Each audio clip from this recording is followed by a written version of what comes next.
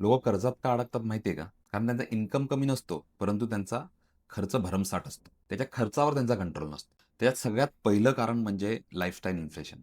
त्यांचा पगार जसा वाढतो, तसं त्यांचा खर्च वाढत जातो. लोकांना मोठी गाडी, महागडे फोन हे खूप अट्रॅक्ट करतात आणि घ्यावेसे वाटतात.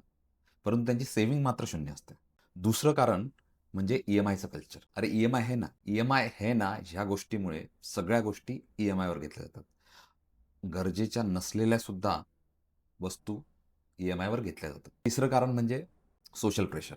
बऱ्याचशा पार्ट्या, फंक्शन्स यासाठी अशा बऱ्याचशा गोष्टी घेतल्या जातात आणि पैसा हा पाण्यासारखा खर्च केला जातो, ज्याच्यामुळे कोणत्याही प्रकारची व्हॅल्यू मिळत नाही. चौथं कारण म्हणजे क्रेडिट कार्डचा मिसयूज.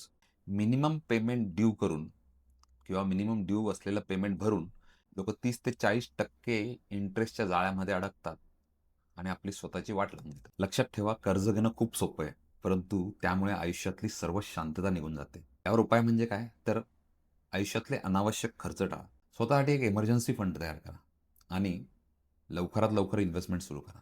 तुम्ही लोन फक्त अशाच गोष्टींसाठी घ्या, ज्यातून तुमची ॲसेट क्रिएट होईल, तुमची संपत्ती वाढेल. हा व्हिडिओ सेव्ह करा आणि तुमच्या अशा मित्रांसोबत शेअर करा, जे ई-एम-आयच्या ट्रॅपमध्ये अडकले. घाई करू नका, शांततेने निर्णय घ्या. मी इथेच आहे.